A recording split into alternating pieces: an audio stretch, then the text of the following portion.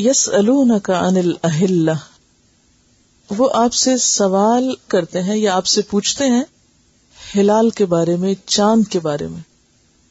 پوچھنے والے صحابہ کرام ہیں، اور اس سے پتہ چلتا ہے کہ صحابہ کرام علم کے کتنے حریص تھے، کیونکہ علم کے لیے سوال ضروری ہے. جب تک آپ کا اپنا ذہن کام نہیں کرتا، نہیں سوچتا، تو اس وقت تک آپ آگے نہیں بڑھ سکتے. قرآن پاک میں اہل ایمان کی ایک صفت بتائی گئی ہے، یہ عقل مند لوگوں کی صفت بتائی گئی ہے. الذین یذکرون اللہ قیاما وقعودا وعلی جنوبہم ویتفکرون فی خلق السماوات والارض ربنا ما خلقت ھذا باطلا سبحانک فقنا عذاب النار. کہ عقل مند کون ہے؟ وہ لوگ جو اللہ کو یاد کرتے رہتے ہیں، کھڑے بیٹھے لیٹے، اور اس کے علاوہ کیا کرتے ہیں؟ صرف ذکر نہیں بلکہ غور و فکر بھی. وَيَتَفَكَّرُونَ فِي خَلْقِ السَّمَاوَاتِ وَالْأَرْضِ، آسمانوں اور زمین کی تخلیق میں غور کرتے ہیں کہ یہ کیا ہے، کیسے بنا، کس لیے بنایا گیا، اس کا مقصد کیا ہے، اور پھر اس نتیجے پہ پہنچتے ہیں کہ ربنا ما خلقت ھذا باطلا، کہ یہ بیکار نہیں، اس کا کوئی مقصد ہے. سبحانک، تو پاک ہے کہ کوئی بیکار کام کرے. فقنا عذاب النار، ہمیں آگ کے عذاب سے بچا. تو یہ عقل مند لوگوں کی جو صفت قرآن میں بیان ہوئی، تو سب سے پہلے یہ کس کی صفت ہے؟ اس کے مستحق کون ہے؟ صحابہ کرام. لہذا ان کے سوال کو بیکار سوال نہیں ہوتے تھے، ریلیونٹ ہوتے تھے، اور وہ آسمان و زمین کی تخلیق میں غور کرتے تھے اور پوچھتے تھے کہ اس چیز کا مقصد کیا ہے. اب چاند کا گھٹنا بڑھنا اور اندھیری رات میں چاند کا چمکنا جو ہے، وہ کس کو اپنی طرف متوجہ نہیں کرے گا؟ ہر ایک کو کرے گا. سوال کیا گیا کہ یہ ایسا کیوں ہے، اس کی کیا حکمت ہے؟ سورج ایک جیسا ہی رہتا ہے، ستارے ایک ہی طرح کے نظر آتے ہیں، مگر چاند ایک واحد چیز ایسی ہے کہ جس کی شیپ میں تبدیلی آ جاتی ہے. شیپ میں تبدیلی، اور اتنے بڑے آبجیکٹ کی شیپ میں تبدیلی، اور پھر پورے مہینے میں شیپ میں تبدیلی مسلسل آتے چلے جانا، اور اس کا روٹیٹ ہونا، بڑی حیرت انگیز بات ہے اگر آپ غور فرمائیں تو. کوئی معمولی چیز نہیں ہے. یعنی آپ دیکھیے کہ ایک دن آپ دیکھیں تو ایک طرح نظر آ رہا ہے، دوسرے دن کچھ اور طرح، تیسرے دن کچھ اور طرح، اور وہ کوئی چھوٹی سی چیز میں نہیں، اتنی بڑی چیز ہے اور اتنی دور ہے، اور چمک بھی ہے اس کے اندر، تو وہ کٹ کیسے لگتا ہے؟ یہ تو اب بہت سی باتیں آپ پتہ چلی نا کہ حقیقی طور پر اس کے اندر تبدیلی کیسے آتی ہے. لیکن یہ اللہ کی قدرت کی ایک بہت بڑی نشانی ہے. وہ کون ہے جو مستقل طور پر روز نیا چاند نکالتا ہے، روز ایک نئے کٹ کے ساتھ آپ کو دکھاتا ہے؟ I mean it's a changing art. اس کے پیچھے کیا حکمت ہے؟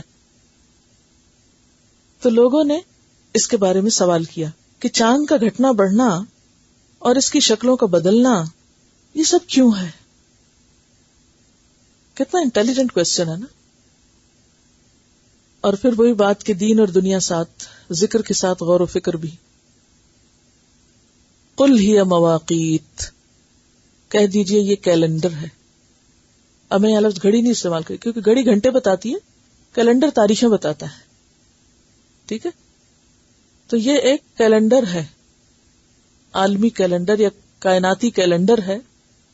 کیونکہ میقات کا لفظی معنی کیا ہے؟ وقت بتانے کا یا وقت مقرر کرنے کا ذریعہ یا طریقہ. تو یہ مواقیت ہیں للناس، سارے لوگوں کے لیے. عام طور پر کیلنڈر ہم کہاں لگاتے ہیں؟ نمایاں جگہ پر لگاتے ہیں نا، اونچا، جہاں سب دیکھ سکے. اور گھر میں ہر بندے کے لیے الگ کیلنڈر تھوڑی ہوتا ہے. سارے گھر والوں کے لیے عام طور پہ ایک ہی کیلنڈر ہوتا ہے، سبھی اس سے فائدہ اٹھاتے. تو یہ ساری انسانیت کے لیے اونچی جگہ پر ایک کیلنڈر ہے جس میں روز کی ڈیٹ چینج ہوتی ہے. ایک تو آپ کے ڈیجیٹل کیلنڈر ہیں یا آپ کے کاغذوں کے کیلنڈر ہیں، ان میں آپ اگر ڈیٹ چینج کرنا چاہیں تو کیا کرتے ہیں؟ ہاتھوں سے کرتے ہیں یا کوئی سسٹم اس میں رکھتے ہیں. لیکن آٹومیٹک چینج ہے ایوری ڈے، اور وہ اونچا لگا ہوا ہے جہاں سب کو نظر آتا ہے. مواقیت للناس، پورے گلوب پر کہیں بھی آپ رہتے ہو. والحج، اور مسلمانوں کے لیے خاص طور پر اس میں، یعنی ویسے تو کہ مسلم و نان مسلم سب کے لیے فائدے کی چیز ہے، لیکن مسلمانوں کا خاص طور پر فائدہ اس میں یہ ہے کہ اس کے ساتھ ان کی عبادات اور اللہ تعالیٰ کے احکامات کی تعمیل متصل ہے یا جڑی ہوئی ہے، اس کا تعلق ہے۔ اب آپ دیکھیے کہ سوال جو تھا سو تھا، لیکن جواب میں کتنی حکمت ہے۔ اب یہاں طریقہ نہیں بتایا گیا کہ یہ ہوتا کیسے، یہ اللہ تعالیٰ کو پتا تھا، انسان خود ہی غور و فکر کریں گے پتہ چل جائے گا ان کو کہ کیا ہوتا ہے کیسے ہوتا ہے، لیکن اس کا جو اصل مقصد ہے اس پر نظر رکھی گئی۔ یعنی قرآن بامقصد کتاب ہے، یہ کوئی سائنسی معلومات کی کتاب نہیں ہے، کسی بھی لمحے مقصد پیچھے نہیں جاتا۔ اچھا، سوال کا جواب دینے کے ساتھ ہی موقع کی مناسبت سے فائدہ اٹھاتے ہوئے ایک اور غلطی کی بھی اصلاح کر دی گئی ایک ہی آیت کے اندر، اور وہ کیا ہے کہ مومن ایک بامقصد انسان ہوتا ہے اور وہ الٹے سیدھے کام نہیں کرتا یا دین کو اپنی مرضی کے مطابق نہیں ڈھالتا اور ایسی رسموں کی پابندی نہیں کرتا جن کے پیچھے کوئی سینس نہ بنتی ہو۔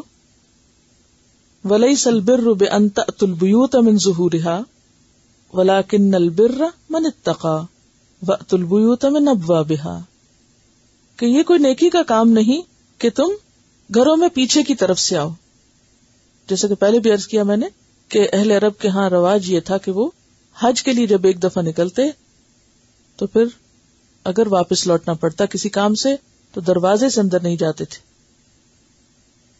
تو حضرت برا فرماتے ہیں کہ یہ آیت ہم انصاری لوگوں کے حق میں نازل ہوئی، وہ جب حج کر کے واپس آتے تو دروازوں سے نہ آتے، پچھواڑے سے آتے۔ ایک دفعہ ایک انصاری دروازے سے اندر آ گیا تو سب اسے خوب لعنت ملامت کرنے لگے، تو اس وقت یہ آیت اتری کہ اس میں تو کوئی نیکی کی بات نہیں کہ جو لوگ اپنے آپ کو پیچھے کی طرف سے آنے پر زیادہ نیک سمجھتے ہیں اور اگر کوئی دروازے سے آ جائے تو اس کو غلط سمجھتے ہیں، یہ تو ایسی بات ہے جس کے پیچھے کوئی لاجک نہیں، کوئی اس کی تک نہیں، سینس نہیں۔ وَأْتُوا الْبُيُوتَ مِنْ أَبْوَابِهَا، سیدھے کام کیا کرو، دروازے سے آؤ گھر میں، اور اصل کرنے کا کام کیا؟ وَاتَّقُوا اللَّهَ، اللہ سے ڈرو، لَعَلَّكُمْ تُفْلِحُونَ، تاکہ تم فلاح پاؤ، کامیاب ہو جاؤ، کیونکہ کامیابی ہے ہی تقوی میں۔ اس کے بعد فرمایا وَقَاتِلُوا فِي سَبِيلِ اللَّهِ، لڑو اللہ کے راستے میں، جنگ کرو اللہ کے راستے میں، لیکن کس سے؟ الَّذِينَ يُقَاتِلُونَكُمْ، صرف ان سے جو تم سے لڑتے ہوں، جو تمہیں کچھ نہ کہیں، مثلا عورتیں بچے بوڑھے، تم بھی ان کو کچھ نہ کہو۔ وَلَا تَعْتَدُوا، اور تم زیادتی نہ کرنا۔ کیوں؟ اس لیے کہ ان اللہ لا يحب المعتدین، اللہ زیادتی کرنے والوں کو پسند نہیں کرتا۔ تو یہاں یہ بتا دیا گیا کہ مومن کی جنگ کس مقصد کے لیے ہوتی ہے، کس کے ساتھ ہوتی ہے، اور اس کی شرائط کیا ہوتی ہے۔ یعنی اسلام میں جو جنگ کا کانسیپٹ ہے وہ یہ نہیں کہ جو جس طرح جب جی چاہے وہ جنگ کر گزرے یا اعلان جنگ کر دے۔ پہلی بات یہ کہ جنگ کا مقصد فی سبیل اللہ ہے، پرسیکیوشن ختم کرنے کے لیے، دنیاوی اغراض کے لیے جنگ نہیں کی جائے گی۔ دنیاوی اغراض کیا ہو سکتی ہیں؟ ٹیریٹری ایکسپینڈ کرنے کے لیے آپ اپنی زمین بڑھاتے چلے جائیں، دوسروں کے ریسورسز پر قبضہ کرنے کے لیے، کیونکہ فلاں ملک میں فلاں ریسورسز ہیں لہٰذا اس کے اوپر حملہ کر کے وہاں سے اس کو اپنے قابو میں کر لو۔ یہ اسلام میں اس کی کوئی اجازت نہیں، کوئی گنجائش نہیں۔ اسی طرح اور مثلا مال و متاع حاصل کرنے کے لیے کہ فلاں ملک جو بہت امیر ہے، تو دنیاوی اغراض کے لیے نہیں، قومی مقاصد کے لیے نہیں، صرف دینی مقصد کے لیے۔ یعنی مومن صرف دین کے فائدے کے لیے، اور وہ فی سبیل اللہ لڑتا ہے، نہ اپنی شہرت اور نہ دنیاوی فائدہ۔ بنیادی طور پر آپ جانتے ہیں کہ اہل عرب جنگجو قوم تھے، اور ان کے ہاں باہمی قبائلی چپگلشیں عام طور پر باہمی جنگوں پر منتج ہوتی، اور وہ جنگیں ان کی کس غرض سے ہوتی تھی؟ عربوں کی لڑائیاں کس غرض سے تھیں؟ کسی مقصد کے لیے؟ نہیں ہوتا یہ تھا جب ایک قبیلہ طاقتور ہو جاتا تو وہ دوسرے پہ غارت گری کرتا اور ان کے بچوں کو عورتوں کو قیدی بنا کے غلام بنا کے لے آتے, ان کے مال مویشی اڑا لیتے اور ان کو تہس نہس کر دیتے. یا پھر کوئی غیرت کا مسئلہ ہوتا یا کوئی اسی طرح کے اور دنیاوی مقاصد ہوتے. اسلام نے آ کر ان کا رخ پھیرا, ان کا ذہن بدلا کہ نہیں, یہ مقاصد جنگوں کے نہیں چلیں گے. آئندہ کے لیے اگر جنگ ہوگی تو اے مسلمانوں صرف اللہ کی خاطر ہوگی, اللہ کے دین کی خاطر ہوگی. کس کے ساتھ جنگ کرو گے؟ الذین یقاتلونکم, جو تم سے جنگ کریں گے. جیسا کہ سورۃ الحج کی آیت 39 جو اس باب میں پہلی آیت ہے جس میں مسلمانوں کو جنگ کرنے کی اجازت ملی, کیونکہ آپ جانتے ہیں کہ مکہ میں ہاتھ اٹھانے کی اجازت نہیں تھی. جتنا بھی ظلم و ستم ہوا لیکن جواب دینے کی اجازت نہیں تھی. کیوں؟ اس لیے کہ مسلمان تعداد میں بھی کم تھے, منظم بھی نہیں تھے. اس سے یہ بھی پتہ چلتا ہے کہ جہاں مسلمان منظم نہ ہو, تعداد میں کم ہو, تیاری نہ ہو, وہاں بھی اجازت نہیں جنگ کرنے کی, کیونکہ وہ تو خود کو ختم کرانے کے برابر ہے. جب مدینہ میں آئے تو وہ پرسیکیوشن ختم نہیں ہوئی, وہ پھر پیچھے آگے جنگ کرنے. اب جو لوگ تم سے لڑنے آئے تو ان کے آگے تم بیٹھ جاؤ گے آرام کر کے؟ نہیں, تمہیں بھی جواب دینا پڑے گا. تو سورۃ الحج میں آتا ہے اذن للذین یقاتلون بانہم ظلموا وان اللہ علی نصرہم لقدیر. جن لوگوں سے لڑائی کی جاتی ہے یہ کی جاتی رہی, اب انہیں بھی لڑنے کی اجازت دی جاتی ہے کیونکہ ان پر ظلم ہوتا رہا ہے. بانہم ظلموا, اور اللہ تعالیٰ ان کی مدد پر پوری طرح قدرت رکھنے والا ہے. وَإِنَّ اللَّهَ عَلَى نَصْرِهِمْ لَقَدِيرٌ. تو جب مسلمان منظم ہوئے, ایک سٹیٹ ان کو ملی, طاقت آئی, اور پھر بھی ظلم و ستم جاری رہا, تو اب انہیں کہا گیا کہ اب تم بدلہ لے سکتے ہو. اور بدلہ لینے میں شرائط کیا ہے, حدود کیا ہے؟ لا تعتدوا, زیادتی نہیں کرنا. یہ کتنی بڑی بات ہے کہ زیادتی نہ ہو. بدلہ تو لے سکتے, زیادتی نہیں کر سکتے. ایک حدیث میں آتا ہے لا تمثلوا, جنگ میں تم مسلح نہیں کر سکتے. مسلح کیا ہوتا ہے؟ ناک کان کاٹنا. ولا تغدروا, بدہدی نہیں کر سکتے. ولا تغلوا, خیانت نہیں کر سکتے. ولا تقتلوا ولیدا, بچوں اور عورتوں کو قتل نہیں کر سکتے.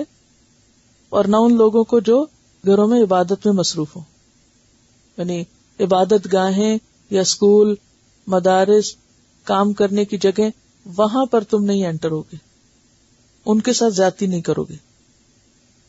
کیونکہ شرط کیا ہے؟ جو تم سے لڑ رہے ہیں تم ان سے لڑو, کیونکہ اصل مقصود زیادتی کو ختم کرنا ہے, ظلم کو روکنا ہے, نہ کہ کچھ اور حاصل کرنا, یعنی دفاع کرنا مقصود ہے. وَقَاتِلُوا فِي سَبِيلِ اللَّهِ الَّذِينَ يُقَاتِلُونَكُمْ وَلَا تَعْتَدُوا إِنَّ اللَّهَ لَا يُحِبُّ الْمُعْتَدِينَ. کیونکہ اللہ تعالیٰ محبت نہیں رکھتا حد سے بڑھنے والوں سے. وَاقْتُلُوهُمْ, اور قتل کرو ان کو. کس کی طرف اشارہ ہے؟ مشرکین مکہ کی طرف. حَيْثُ ثَقِفْتُمُوهُمْ, جہاں تم پاؤ ان کو. وَأَخْرِجُوهُمْ, اور ان کو نکالو. کہاں سے؟ مِنْ حَيْثُ أَخْرَجُوكُمْ, جہاں سے انہوں نے تمہیں نکالا تھا. کہاں سے نکالا تھا؟ جی ہاں, مکہ سے. یعنی تم بھی ان کو نکال سکتے ہو. یہ اجازت کیوں دی گئی؟ کیونکہ ان پہ ظلم ہوا تھا نا, انہیں جو نکالا گیا تھا تو بدلہ لینا تھا. والفتنہ اشد من القتل, اور فتنہ تو قتل سے بھی زیادہ سخت ہے. فتنے سے مراد کیا ہے؟ دین سے روکنا. یعنی یہ اہل مکہ جو تمہیں دین سے روکتے ہیں اور دین کی وجہ سے تم سے جنگ کر رہے ہیں, تو اس ظلم سے تم کو ختم کرنا ہوگا. کیونکہ قتل اگرچہ برا ہے مگر فتنہ اس سے بھی برا ہے, یعنی پرسیکیوشن اور بھی بری ہے. وَلَا تُقَاتِلُوهُمْ عِنْدَ الْمَسْجِدِ الْحَرَامِ, اور دیکھو اگر تمہیں اپنے دشمنوں سے لڑنا ہی ہے تو تم مسجد حرام کے پاس جا کے نہیں لڑو گے. حَتَّى يُقَاتِلُوكُمْ فِيهِ, حتیٰ کہ وہ تم سے لڑیں وہاں پر. یعنی اگر وہ وہاں لڑیں گے تو تمہیں وہاں بھی پھر لڑنا پڑے گا, ادروائز نہیں. یعنی حرم کے علاقے میں جنگ کرنا, خون بہانا ممنوع ہے. لیکن اگر کوئی اور حرمت پامال کر رہا ہے تو پھر حرمتوں کا بھی بدلہ ہے. فَإِن قَاتَلُوكُمْ فَاقْتُلُوهُمْ, پھر اگر وہ تم سے لڑے تو تم بھی ان کو مار سکتے ہو. کذالک جزاء الکافرین، یہی جزا ہے انکار کرنے والوں کی، کافروں کی۔ اب آپ دیکھیے کہ عموماً جو اسلام پر بہت زیادہ الزام تراشی کی جاتی ہے کہ اسلام نے جنگ کا حکم دے کر ایک مستقل دنیا میں بدامنی پیدا کر دی اور مسئلہ امن ہو گیا، تب آپ دیکھیے کہ اس کانٹیکسٹ میں یہ جو تعلیمات ہیں وہ لوگوں کو کیوں یاد نہیں رہتی کہ جنگ تو ہر دور میں اور ہر علاقے میں کسی نہ کسی شکل میں ہوتی رہی، لیکن یہ پابندیاں جو مسلمانوں پہ لگائی گئی، کیا کوئی اور ان پابندیوں کا خیال رکھتا ہے؟ دنیاوی جنگیں کس مقصد کے لیے ہوتی ہیں؟ دنیا کے لیے ہوتی ہیں۔ اسلام میں دنیا کے لیے جنگ کرنا منع ہے۔ اگر کوئی شخص دنیا کی خاطر جا رہا ہے اور بظاہر مجاہد اپنے آپ کو کہہ رہا ہے تو کہنے سے کوئی مجاہد نہیں ہوگا۔ کسی شخص نے پوچھا تھا آپ صلی اللہ علیہ وسلم سے کہ اگر کوئی شخص اللہ کے لیے لڑتا ہے اور دنیا کے لیے بھی لڑتا ہے تو اس کی لڑائی کس کے لیے ہوگی؟ تو کیا بتایا گیا؟ آپ نے کیا فرمایا تھا کہ جو شخص ایسا ہو کہ جس کی نیت یہ ہو کہ کلمۃ اللہ العلیٰ، اللہ کا کلمہ بلند ہو، فہو فی سبیل اللہ، صرف وہ اللہ کے راستے میں، یعنی جو اس لیے گھر سے نکلے گا کہ میں صرف اللہ کے کلمے کو بلند کرنے جا رہا ہوں، اس کی جنگ جہاد شمار ہوگا، اور جو اس لیے نکلا کہ لوگوں کے ریسورسز پہ قبضہ کروں یا اور مال و متاع لوٹوں، تو وہ جہاد نہیں کہلائے گا، یہ فی سبیل اللہ نہیں ہوگا۔ اور پھر کس کے ساتھ لڑو؟ ہر ایک کے ساتھ نہیں، الذین یقاتلونکم، جو تم سے لڑتے ہیں۔ اب اس میں کیا زیادتی کی بات ہے کہ جو تم سے لڑتا ہے تم اس سے لڑ سکتے ہو؟ یہ انصاف کی بات ہے یا زیادتی کی بات ہے؟ انصاف کی بات ہے۔ اور پھر جہاں اجازت دی وہاں ساتھ ہی کا ولا تعتدوا، دیکھو لڑتے ہوئے بھی زیادتی نہیں کرنی، حد سے نہیں بڑھنا، کیونکہ اللہ کو ایسے لوگ پسند نہیں ہے۔ چاہے معاملہ دشمن کے ساتھ ہو پھر بھی اللہ کو کیا پسند ہے، اللہ کیا چاہتا ہے؟ عدل و انصاف اور زیادتی سے پرہیز، زیادتی نہیں کرنی، کیونکہ اللہ کو یہ پسند نہیں۔ اسی لیے آگے فرمایا فَإِنِ انْتَهَوْا، پھر اگر وہ رک جائیں، کون رک جائیں؟ جو لڑنے والے ہیں۔ فَإِنَّ اللَّهَ غَفُورٌ رَحِيمٌ، تو اللہ غفور الرحیم ہے کہ وہ لوگ لڑنا چھوڑ کے مسلمان ہو جائیں تو ان کے لیے بھی ویسا ہی مہربان ہے، جیسے کہ سورۃ الانفال میں آتا ہے قُلْ لِلَّذِينَ كَفَرُوا، کہہ دیجئے کافروں سے، إِن يَنْتَهُوا، اگر وہ باز آ جائیں، يُغْفَرْ لَهُمْ، تو ان کو معاف کر دیا جائے گا۔ تو گویا جس سے لڑ رہے ہیں اس سے بھی نفرت نہیں ہے، اگر وہ لڑنا چھوڑ دے، توبہ کر لے، تو وہ بھی کیا ہو جائے گا؟ بخشش کے لائق ہو جائے گا۔ یغفر لہم ما قد سلف، پچھلے سارے گناہ بھی معاف ہو جائیں گے اگرچہ وہ دین کا دشمن رہا۔ وَإِن يَعُودُوا، اور اگر وہ پلٹ کے آئیں، فقد مدت سنت الاولین، تو پچھلے لوگوں کا طریقہ گزر چکا ہے۔ وَقَاتِلُوهُمْ حَتَّى لَا تَكُونَ فِتْنَةٌ، اور ان سے جنگ کرو یہاں تک کہ فتنہ ختم ہو۔ تو اصل مقصود جنگ کا کیا ہے؟ فتنے کا خاتمہ۔ اور فتنے میں جیسے لفظی معنی کیا، تپانا، ستانا، اور ویسے وسیع مفہوم میں پھر کیا آ جاتا ہے؟ دین سے روکنا، ظلم و زیادتی کرنا، یعنی لوگوں کو مذہبی آزادی دلانے کے لیے۔ وَيَكُونَ الدِّينُ كُلُّهُ لِلَّهِ، اور دین سارے کا سارا اللہ کے لیے ہو جائے۔ فَإِنِ انْتَهُوا فَإِنَّ اللَّهَ بِمَا يَعْمَلُونَ بَصِيرٌ، پھر اگر وہ رک جائیں تو اللہ اس کو جو وہ کر رہے ہیں دیکھنے والا ہے۔ وَقَاتِلُوهُمْ، اور ان سے جنگ کرو یا لڑو، حَتَّى لَا تَكُونَ فِتْنَةٌ، یہاں تک کہ فتنہ باقی نہ رہے۔ وَيَكُونَ الدِّينُ لِلَّهِ، اور دین اللہ کے لیے ہو جائے۔ فَإِنِ انْتَهُوا، پھر اگر وہ باز آ جائیں، فَلَا عُدْوَانَ إِلَّا عَلَى الظَّالِمِينَ، تو ظالموں کے سوا کسی پر بھی زیادتی نہ ہوگی۔ تو ظالم کون ہے؟ جو دوسروں پر ظلم و ستم کرتے ہیں۔ تو جو ظلم و ستم کرنے والے لوگ ہیں ان کو پکڑا جائے گا اور باقی لوگوں کو نہیں، باقی چھوڑ دیے جائیں گے۔ اسی لیے آپ دیکھیں کہ جنگ بدر کے قیدیوں میں سے عقبہ بن ابی معیط اور نضر بن حارث، ان دو کو مارا گیا تھا صرف۔ فتح مکہ کے موقع پر انس بن مالک کہتے ہیں کہ فتح مکہ کے دن آپ صلی اللہ علیہ وسلم سر پہ خود پہنے ہوئے تھے، لوہے کی ٹوپی۔ مکہ میں داخل ہوئے، جب آپ نے خود اتارا تو ایک شخص کہنے لگا، اے اللہ کے رسول صلی اللہ علیہ وسلم، عبداللہ بن قتل کعبہ کا پردہ پکڑے ہوئے لٹک رہا ہے، آپ نے فرمایا اسے قتل کر دو۔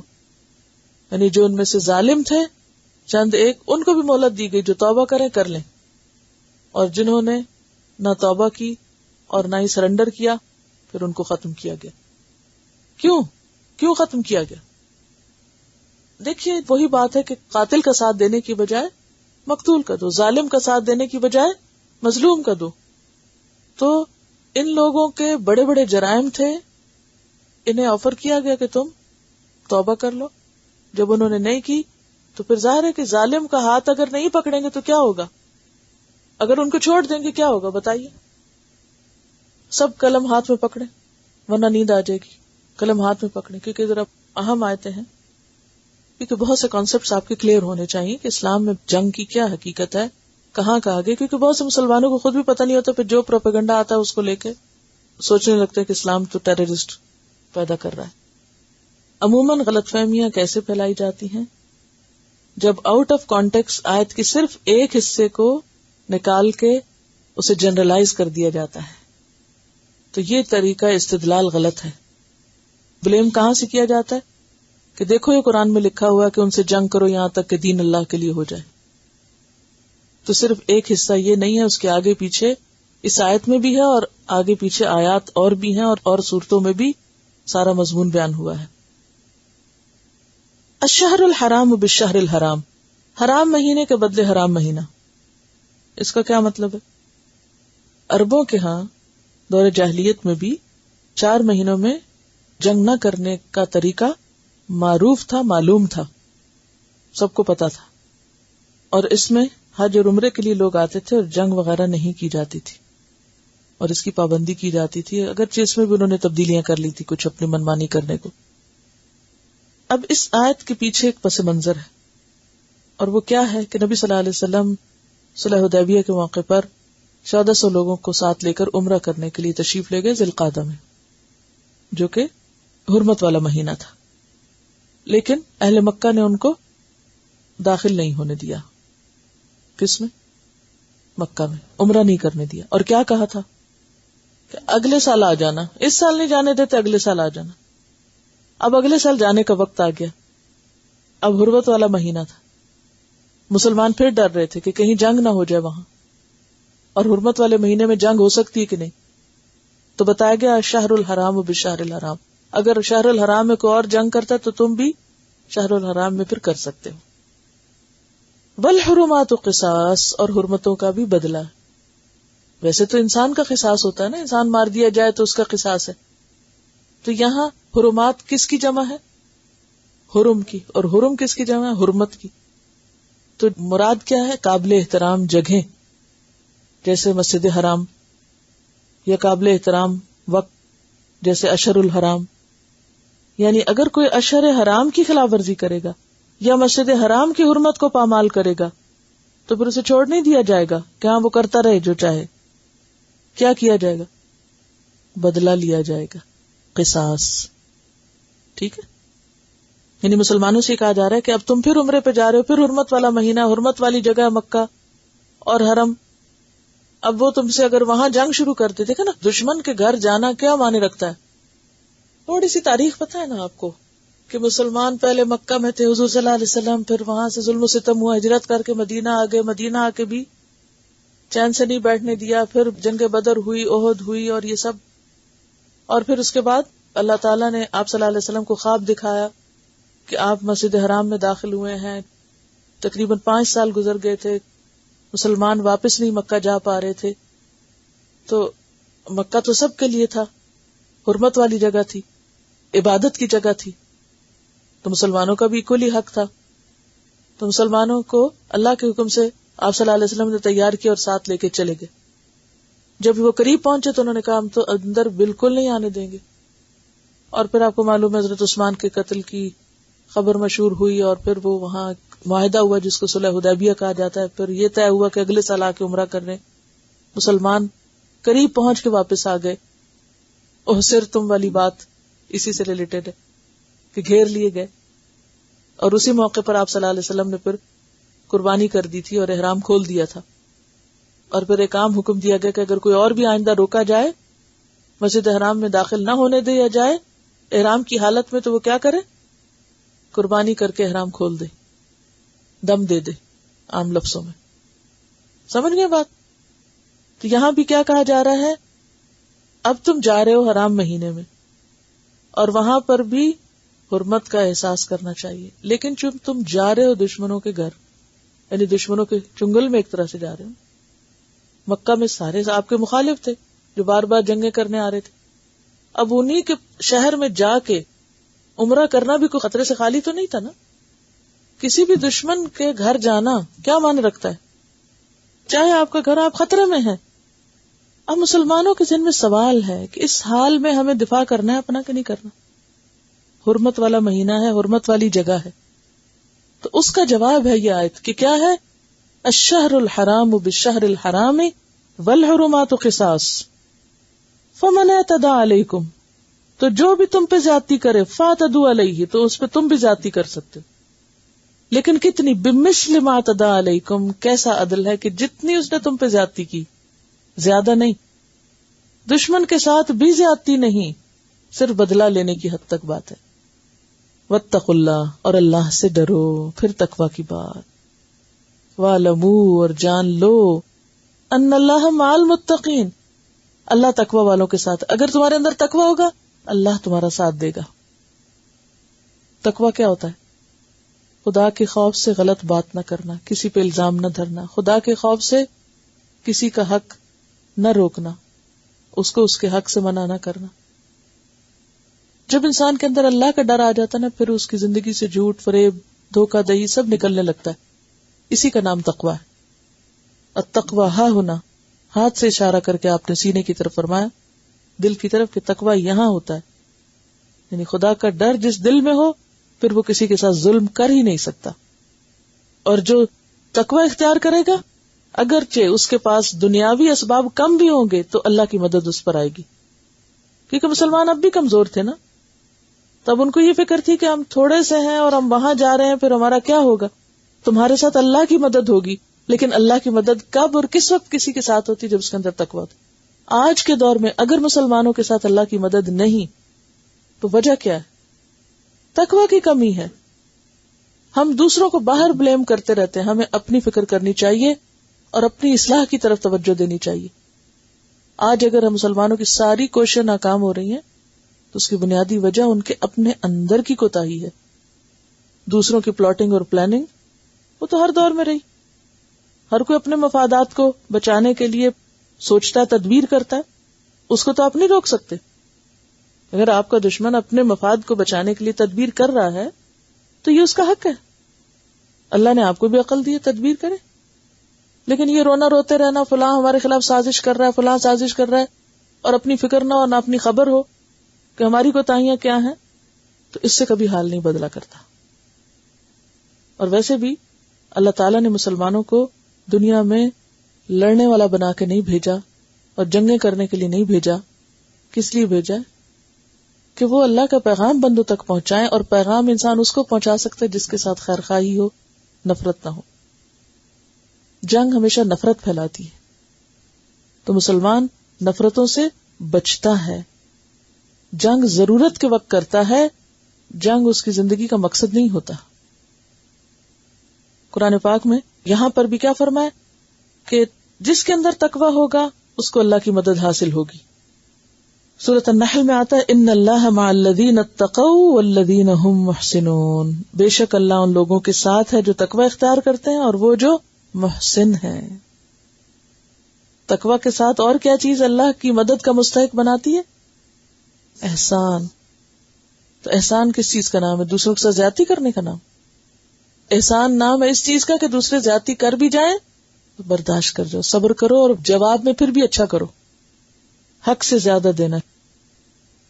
اسی طرح حضرت موسیٰ اور ہارون علیہ السلام کو اللہ سبحانہ وتعالیٰ نے فرمایا، اننی معکما اسمع و ارا، جاؤ فرعون کے دربار میں تمہارے ساتھ ہوں، میں سن بھی رہا ہوں، دیکھ بھی رہا ہوں.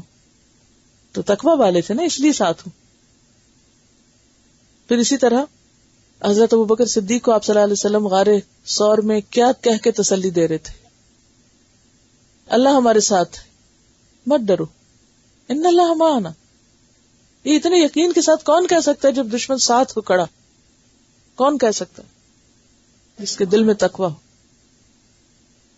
پھر اسی طرح ویسے تو اللہ تعالیٰ ہر ایک کے ساتھ ہے، اقرب ہے حبل الورید سے، لیکن حقیقی مدد بندے کے پاس اللہ کی طرف سے اس وقت آتی ہے جب بندہ اپنے آپ کو خالص کر لیتا ہے اللہ کے لیے، اپنی نیت کو خالص کر لیتا ہے، اپنے عمل کو درست کر لیتا ہے اور اپنے اندر تقویٰ پیدا کرتا ہے.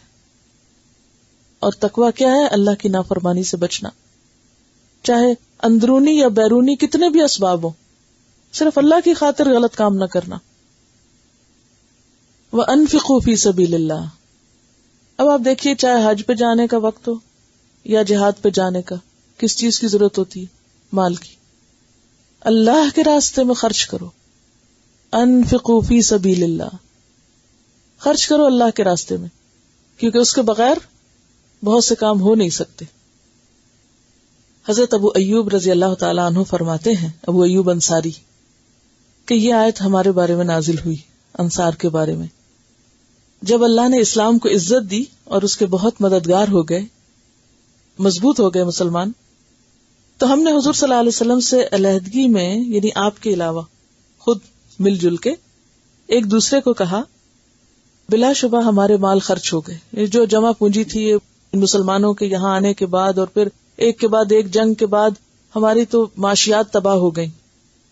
اب اللہ نے اسلام کو عزت دے دی، مددگار زیادہ ہو گئے، تو اب اگر ہم اپنے مال سنبھالیں اور تھوڑے اپنے بزنس زیادہ دیکھیں اور اپنی زمینوں کو دیکھیں اور اپنے حالات کو درست کریں، جو خرچ ہو چکا اس کی تلافی شروع کریں، تو اس پر اللہ تعالیٰ نے یہ آیت نازل فرمائی اور جو کچھ ہم نے آپس میں کہا تھا اس کی تردید کر دی کہ تمہاری ترقی صرف مال کمانے میں نہیں ہے، اللہ کی راہ میں خرچ کرتے رہو اور اپنے آپ کو ہلاکت میں نہ ڈالو. جس دن تمہاری توجہ اللہ کے دین سے ہٹ کے مال کی طرف ہو گئی، مال پرائرٹی بن گیا، تو پھر تباہی کی طرف چل پڑو گے. تو ہلاکت سے مراد یہاں کیا ہے؟ وَلَا تُلْقُوا بِأَيْدِيكُمْ إِلَى التَّهْلُكَةِ، اپنے آپ کو ہلاکت میں نہ ڈالو، یعنی اپنے مالوں کی محبت میں اور مال کمانے کے پیچھے لگ کر اپنا مشن نہ بھولو. آج بھی آپ دیکھیں تو مسلمانوں کی مشکل کیا ہے؟ دنیا کی ہرس میں حلال حرام کی پرواہ چھوڑ دی، زیادہ کی اور کثرت کی طلب میں اپنے مقصد اور مشن کو بھول گئے اور صرف مال کے پیچھے یا مال کمانے کے پیچھے پڑ گئے. اس میں نمازیں جاتی ہیں تو جائیں، اس میں زکوٰۃ نہیں دی جاتی تو نہ صحیح، کچھ بھی، یعنی کسی بھی اعتبار سے اگر آپ دیکھیں تو اس میں آپ دیکھیں کہ کسی بھی اعتبار سے جب مسلمان اپنے مقصد وجود کو بھولتے ہیں. یاد رکھیے آیات کس کانٹیکسٹ سے شروع ہوئی تھی، مرکزی نقطہ کیا تھا، یہ سب حکم کس کو دیے جا رہے ہیں؟ امت مسلمہ کی حیثیت سے ذمہ داری نبھانے والوں کے لیے. یاد ہے وہاں سے ٹرن ہوا تھا نا چیپٹر، پیچھے بنی اسرائیل کی بات تھی نا، ان پہ زوال کیوں آیا؟ اسی وجہ سے. اور اب مسلمانوں کی تربیت کی جا رہی ہے. بھولنا نہیں اس پورے پارے میں آپ نے اس پوائنٹ کو کہ یہ سارے احکامات کس کے لیے ہیں؟ مسلمانوں کے لیے. اسی لیے یا ایھا الذین آمنوا کہہ کے بہت سے حکم دیے گئے. تربیت امت مسلمہ ہے یہاں. جن لوگوں کو امام بنایا گیا ان کو اب بتایا جا رہا ہے کہ کس چیز میں تمہاری بڑائی ہے، کس چیز میں تمہاری عزت ہے. فرمایا انفقوا فی سبیل اللہ، اللہ کے راستے میں خرچ کرو. ولا تلقوا بایدیکم الی التہلکہ، اپنے ہاتھوں سے خود کو ہلاکت میں نہ ڈالو. واحسنوا، اور احسان کرتے رہو.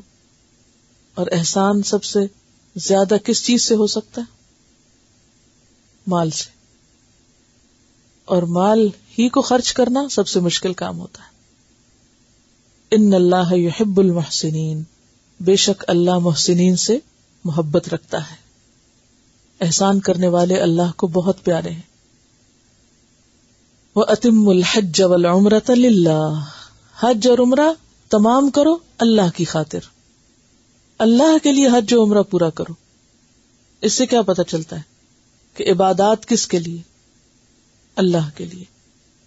اور پھر جیسا کہ پہلے میں نے عرض کیا کہ اس میں حکم ہے کہ جو جس چیز کی نیت کرو، ارادہ کرو، پھر اس کو پورا کرو، مکمل کرو، ادھورا نہ چھوڑو. فَإِنْ أُحْصِرْتُمْ، پھر اگر تم گھیر لیے جاؤ، پورا نہ کر سکو تو کیا کرو؟ یعنی آپ نے ایک کام کا ارادہ کیا اور وہ کر نہ سکے تو کیا فیل ہوتا ہے؟ ادھوری فیلنگ ہوتی ہے نا، ڈس اپوائنٹمنٹ ہوتی ہے، انسان کے اندر ایک کمی سی محسوس ہوتی. اس کا حل یا علاج کیا بتایا گیا کہ قربانی کرو، صدقہ کرو. یہاں بھی تو مال خرچ کرنا پڑے گا نا قربانی کرنے کے لیے. اس سے پتہ یہ چلتا ہے کہ اگر آپ کی عملی کوششوں میں کوئی کمی رہ جائے تو اس کمی کو بھی آپ کیسے پورا کریں؟ مال خرچ کر کے، صدقہ خیرات کر کے. حج کرنے نکلے تھے، عمرہ کرنے نکلے تھے، نہیں کر سکے، رکاوٹ آ گئی. اب وہ دل میں ایک تکلیف تو ہے نا کہ نہیں کر سکے، ایک جو ایمپٹینس ہے، اس کو کیسے اوور کم کر سکتے ہو؟ قربانی کر کے. اور یہ قربانی یعنی اللہ کے قرب کی خاطر. وَلَا تَحْلِقُوا رُؤُوسَكُمْ، اور کچھ اب ریچولز بھی ساتھ بتائے جا رہے ہیں کہ اپنے سروں کو نہ منڈواؤ. حَتَّى يَبْلُغَ الْهَدْيُ مَحِلَّهُ، یہاں تک کہ قربانی اپنی قربانی کی جگہ پہنچ جائے. قربانی کی جگہ کون سی ہوتی ہے؟ حرم. یعنی جو دم ہوتا ہے نا، دم دینا، وہ آپ اپنے گھر میں نہیں کر سکتے، دم وہیں دیا جاتا ہے. انشاءاللہ یہ مسئلہ آگے اور وضاحت سے آئے گا. فمن کان منکم مریضا، تو جو تم میں بیمار ہو جائے، او بہ اذی من رأسہ، یا اس کے سر میں کوئی تکلیف ہو جائے، مثلا جوئیں بہت پڑ جائیں، اور یعنی بال کٹوانے، سر تو نہیں کٹوانا. ففدیۃ من صیام، تو وہ کیا کرے؟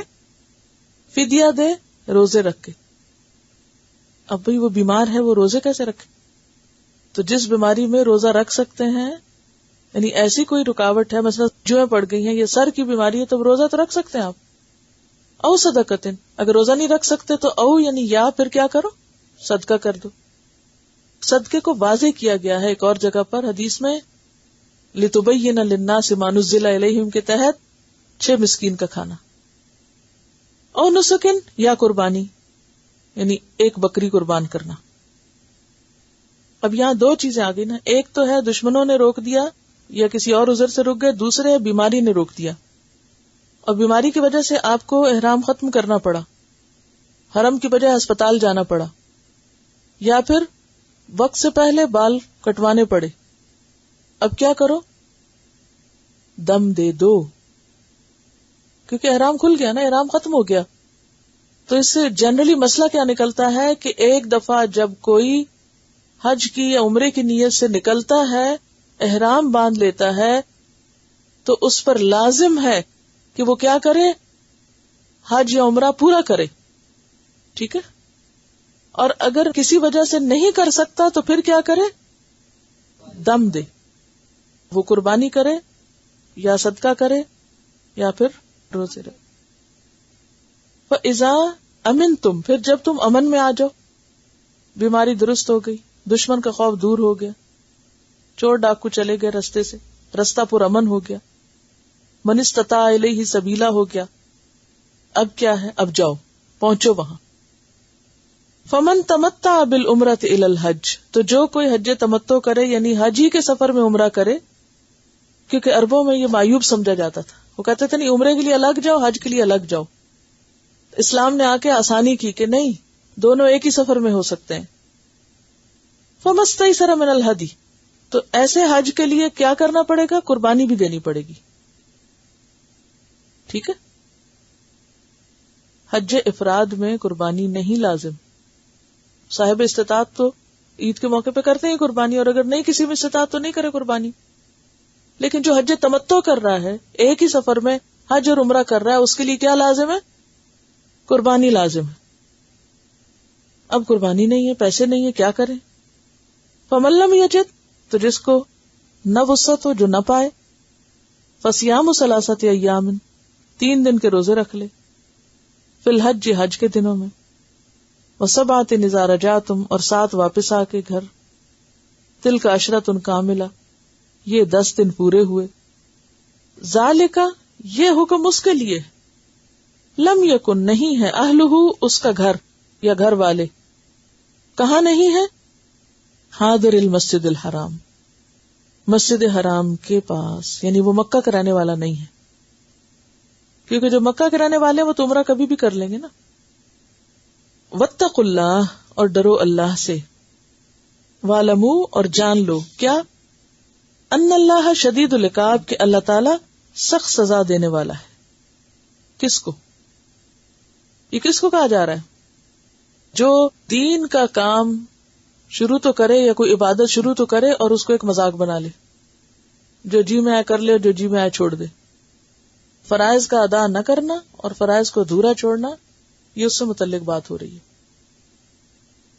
اب آپ دیکھیے آیت ایک ہے، لمبی ہے، لیکن اس میں کئی احکام ہیں. خلاصہ اس کا دیکھ لیجئے. پہلا حکم جو مل رہا ہے، یہ پہلی بات جو پتہ چل رہی ہے کہ جو شخص حج یا عمرے کا ارادہ کرے اس پر لازم ہے کہ اس کو پورا کرے اور اس کو خود کرے. مثلا آپ یہ نہیں کر سکتے کسی کو آپ کہہ دیں اچھا تم میرا طواف کر دو، کوئی میری صحیح کر دے، کوئی میری رمی کر دے. کیا کرنا ہوگا؟ خود کرنا ہوگا. اتموا، پورا کرو. آدھے کام نہیں کرو، آدھے خود کرو، آدھے کسی سے کراؤ، یہ نہیں کر سکتے. اسی لیے آپ صلی اللہ علیہ وسلم نے حضرت سودا کو، جن کا جسم بھاری تھا وہ بھیڑ میں نہیں جا سکتی تھی رمی کرنے کے لیے، ان کو حکم دیا کہ وہ پہلے کر لیں تاکہ رش نہ پڑے، لیکن خود کریں. آج یہ اتنا رواج عام ہو گیا کہ لوگ آرام سے خیموں میں بیٹھے رہتے ہیں، گپ شپ لگاتے رہتے ہیں، کھاتے پیتے ہیں، سوتے ہیں، جاگتے ہیں، اور کسی کو بھیج دیتے ہیں اچھا جاؤ تم میری بھی کرانا، تم جا رہے ہو اچھا یہ لو میری بھی پھینکانا کنکریاں. یہ بتا رہی ہیں کہ بعض تو وہاں پیسے بھی اب لیتے ہیں پتھر مارنے کو، اور یہ کیا خبر کہ اس نے جا کے مارے بھی ہیں کہ نہیں مارے. ہاں ایک ہی پھینک دیے، یہ صحیح طور پہ کیا یا نہیں. بھئی یہ بھی تو کہا گیا نا، وقت بھی تو زیادہ ہوتا ہے، رش کے ٹائم پر کیوں جاتے ہو؟ اس وقت میں چلے جاؤ جب رش کم ہو. تو یہ ہے کہ اس کے لیے آپ تدبیر کریں، یعنی پیک ٹائم کو چھوڑ کے آپ کسی اور ٹائم پہ کریں، مگر کرنا خود ہے. کیونکہ حضرت سودا کو آپ صلی اللہ علیہ وسلم نے اجازت نہیں دی تھی، وہ بھی ایک خاتون تھی اور رش تھا. 1.25 لاکھ لوگ جب آپ کے زمانے میں آپ کے ساتھ تھے تو رش نہیں ہوگا. اور اس زمانے میں اتنی سہولت بھی نہیں تھی. کیا خیال ہے کہ وہاں سہولت سے سب کچھ ہوا ہوگا جبکہ اتنی سواریاں بھی نہیں تھی. تو جب بھی سب کو خود ہی کرنے کے لیے کہا گیا تھا. تو پہلی بات ہے کہ تمام کرو کا مطلب ہے سارے. اذ ابتلی ابراہیم ربہ بکلمات فاتمہن، سارے کام کیے جو کرنے کے تھے. دیکھیے جو معذور ہیں وہ تو معذور ہے، لیکن ایک عام شخص جو صحت مند ہے مگر صرف ڈر کے بھی رش ہے، گرمی ہے، دھوپ ہے، پیاس ہے، میں نہیں جا سکتا، یہ ان کی بات ہو رہی ہے. اچھا دوسری بات، وَأَتِمُّ الْحَجَّ وَالْعُمْرَةَ لِلَّهِ، اللہ کے لیے، شہرت کے لیے نہیں. کئی لوگ حج پہ حج کس لیے کرتے ہیں؟ حجاج بننے کے لیے، الحاج کہلانے کے لیے. حالانکہ لفظی ترجمہ الحاج کا بھی ایک ہی حج کرنے والا ہے، یعنی حج کرنے والا ہے. کوئی زیادہ حج کرنے والے کو الحاج نہیں کہہ سکتے. اچھا جناب، بات یہ ہے کہ اہل عرب میں دور جاہلیت میں حج بس انٹرٹینمنٹ کا ذریعہ بن گیا تھا. حج کی روح ختم ہو گئی تھی. انہوں نے حج کو ایک میلہ بنا لیا تھا. وہ لوگ کیا کرتے، یعنی آپ صلی اللہ علیہ وسلم سے پہلے بھی حج ہوتا تھا وہاں، یہ سنت ابراہیمی تھی جب سے یہ سب چل رہا تھا. لیکن وہ کیا کرتے، وہاں جاتے، میلے لگاتے، کھاتے پیتے، قصیدے پڑھتے، شعر و شاعری کرتے، اور ایک طرح سے ہلا گلا ہوتا. تجارت، زبردست تجارت کا بازار لگتا اور خرید و فروخت ہوتی، اور ایک انٹرٹینمنٹ کا سفر کر کے گھر واپس آ جاتے. اور کوئی اللہ کی یاد نہیں، کوئی کچھ نہیں، بس تھوڑے سے مناسک کر لیے. اور ان کے ہاں بھی کیا تھا، کچھ لوگ عرفہ ہی نہیں جاتے تھے. یہ آگے آپ پڑھیں گے چند آیتوں کے بعد آ رہا ہے. تو اللہ تعالیٰ فرمایا ثم افیدوا من حیث افاض الناس، وہاں تک جا کے واپس آؤ. وہ کہتے تھے نہیں ہم بڑے لوگ ہیں، جہاں عوام جاتے ہیں وہاں ہم نہیں جاتے، یعنی خود ساختہ تبدیلیاں کر لی تھی اس میں. تو اس لیے کہا کہ یہ حج کا سفر اللہ کی خاطر سفر ہے، یہ محبت کا سفر ہے، شوق کا سفر ہے، جذبوں کا سفر ہے. یہ راگ میلوں کا سفر نہیں ہے، یہ خرید و فروخت کا سفر نہیں ہے، یہ کوئی تجارت کا سفر نہیں ہے، یہ سیر و تفریح نہیں ہے. اب آپ دیکھیں اب بھی بہت سے لوگ حج کرنے جاتے ہیں تو کیا کرتے ہیں، جانے سے پہلے خوب پارٹیاں وارٹیاں، جا کر بازاروں میں گھومنا پھرنا، سب تحفے تحائف اکٹھے کرنے میں وقت گزار دینا، بس ایک رونق میلہ. تو مطلب یہ ہے کہ عبرت کا مقام ہے واقعی کہ ہم لوگ کر کیا رہے ہیں نا. تو قرآن کے یہ حکم جو ہے وہ ہمیشہ کے لیے، اتم الحج والعمرۃ للہ، جس کے لیے جا رہے ہو نا اسی کے بن کے وہاں رہو اور مقاصد چھوڑو. ٹھیک ہے چھوٹی موٹی خرید و فروخت جائز ہے، ضرورت کے لیے انسان کچھ کر سکتا ہے، کھا پی سکتا ہے، کھانا بنا سکتا ہے، نہا دھو سکتا ہے، دنیاوی ضرورت کے جو بنیادی کام تو ہوں گے، لیکن زیادہ تر توجہ کس پہ رہنی چاہیے؟ عبادت پہ. دوسری بات یہ بتائے گی کہ اگر تم تو بڑے جوش جذبے سے نکلے تھے، آگے روک دیے گئے، اب یہ ہے کہ وہاں لڑنے نہ کھڑے ہو جاؤ، احرام کھول دو اور قربانی کو آگے بھیج دو یا وہاں قربانی کے لیے کہہ دو، اور قربانی ہو جائے تو پھر سر منڈواؤ. لیکن اس میں رخصت بھی دی گئی، آگے پیچھے بھی ہو سکتا ہے، جیسے کہ حج کے موقع پر آگے پڑھیں گے آپ. ایک شخص آیا، اس نے کہا میں نے قربانی کر لی، کسی نے کہا میں نے پہلے سر منڈوا لی، کسی نے کہا میں نے پہلے رمی کر لی ہے. تو آپ نے کہا کوئی حرج نہیں، کوئی حرج نہیں. یعنی جب وہ دن شروع ہو جائے تو ان احکامات میں آگے پیچھے کیا جا سکتا ہے، رخصت ہے، وسعت ہے. پھر اسی طرح دوسری صورت، کوئی بیمار ہو گیا، اب وہ بھی کیا کرے؟ فدیہ دے. یا سر میں کوئی تکلیف ہو گئی، بال کاٹنے پڑ گئے، بیماری میں کوئی ایسا یعنی احرام اتارنا پڑا، تو احرام کھول دے اور فدیہ دے دے. یہ فدیہ کیا ہوگا؟ 3 روزے ہوں گے یا صدقہ ہوگا یا پھر قربانی ہوگی. پھر جب حالات درست ہو جائیں تو عمرہ قضا یا حج قضا کر لے انسان، جا کے نیت پوری کر لے. اس صورت میں پھر حج دوبارہ کرنی پڑے گی. فَمَن لَّمْ يَجِدْ فَصِيَامُ ثَلَاثَةِ أَيَّامٍ فِي الْحَجِّ وَسَبْعَةٍ إِذَا رَجَعْتُمْ تِلْكَ عَشَرَةٌ كَامِلَةٌ. روزے بتا دیے گئے کہ کتنے، اگر قربانی نہیں تو روزوں سے کفارہ ہو جائے گا، بدلے میں روزے ہو جائیں گے. اور یہ ان کے لیے حکم ہے کہ جو مسجد حرام کے پاس نہ رہتے ہوں. مکہ والے تو عمرہ کبھی بھی کر سکتے ہیں نا. اس کے بعد جو اگلی آیات ہے نا وہ بھی حج پر. اگر کوئی چیز کمی بیشی رہے گی تو انشاءاللہ تعالی وہاں پوری ہو جائے گی. تلاوت پہلے سنیں پھر مزید کچھ بات کرتے ہیں.